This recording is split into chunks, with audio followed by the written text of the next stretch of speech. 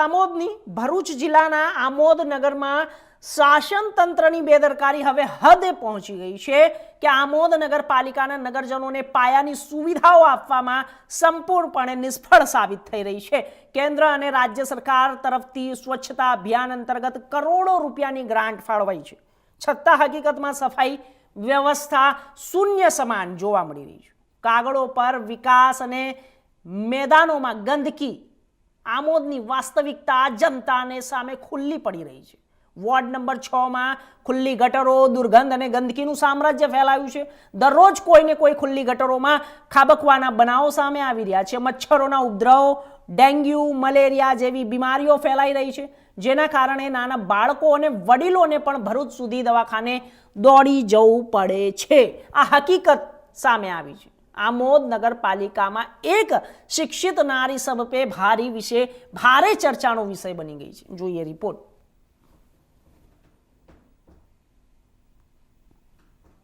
नगरपालिका सदस्य कमलेश भाई सोलंकी वॉर्ड नंबर 6 ना अहींयाना स्थानिक सदस्य छे। आ विस्तारनी अंदर ज अमारुं રહેણાંક છે। આ વિસ્તારની આજુબાજુમાં જે ઘરો આવેલા છે, સ્લમ વિસ્તારના લોકો જે રોજમરોજની અંદર મજૂરી અને અવરજવર કરવાની પરિસ્થિતિવાળા માણસો છે। આ વિસ્તારની અંદર ગટર માટે એસઆઈ હોય, ચીફ ઓફિસર હોય કે જવાબદાર વ્યક્તિઓને હું જાતે પ્રતિનિધિ તરીકે 4-4, 5-5 વખત સ્થળ મુલાકાત કરવા માટે છેલ્લા વર્ષની અંદર લઈને આવેલો છે। વારંવાર રજૂઆત કરવા છતાં પણ એસઆઈ કે ચીફ ઓફિસર આ જગ્યાએ કોઈક એનું નિરાકરણ લાવેલા નથી, પોતાની સક્ષમતા નથી જેવા નિવેદનો આપેલા છે। ના છૂટકે અમારે પ્રાદેશિક કમિશનરને ફરિયાદ કરવી પડી। એના અનુસંધાનની અંદર માન્ય ધારાસભ્યશ્રીને રજૂઆત કરવાના અનુસંધાનમાં પ્રાદેશિક કમિશનર અમારા મચ્છર બહુ છે એટલે આ છોકરાને ઢાંકવાનું હોય, ગટેર તો તમે ઢાંકી જાઓ। અમે જાતે સાફ કરી, છોકરાઓ બીમાર પડે તે લગન હતું એટલે અમે સાફ કરાવી કે સાફ બી ના થત ફૂલ થઈ જઈ હતી છોકરાનું। 7-8 વર્ષથી શું કહેશો તમે નગરપાલિકાને? આ સાફ કરી જાઓ, ઢાંકડા ઢાંકી જાઓ।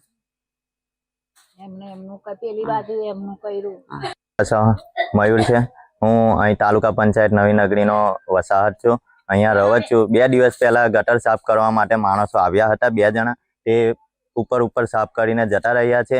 અને આ ગંદકીનું સામ્રાજ્ય તો એવું છે કે ઘરમાં છોકરાઓ નાના બીમાર પડી રહ્યા છે, વૃદ્ધોને જવાનો રસ્તો નથી। આ રસ્તો છે કેટલો સાંકડો છે, તેમાં વચ્ચે ગટર બનાવેલી છે, તેના પર કોઈ ઢાંકણા કે કોઈ જાતની સુવિધા આપવામાં આવેલ નથી। જ્યારે ઇલેક્શન આવે છે ત્યારે દરેક સદસ્યો પોતપોતાની રીતે પોતપોતાના ઘરમાં જઈ બેઠક કરીને લોકોને સમજાવીને વોટ લઈ લે છે। જ્યારે આજે અમને જરૂર છે જ્યારે કે તેમના વોટ સહી સલામત છે કે નહીં, ત્યારે કોઈ તેને જોવા માટે આવતું નથી, તેવું અહીંયા દેખાઈ રહ્યું છે। અરે આમાં સમસ્યા તેવી છે કે આંધ્રા માણસને જવું હોય, માણસોને જવું હોય, બાળકોને જવું હોય, કોઈ કારણ જવાતું નથી, કેમ કે માંદા સાજા છે। 24 કલાક મચ્છરોની તકલીફ છે અને રસ્તામાં એટલી ગંદકી કરી મૂકી છે કે કોઈ ઇન્સાનને જવા લાયક જ નથી।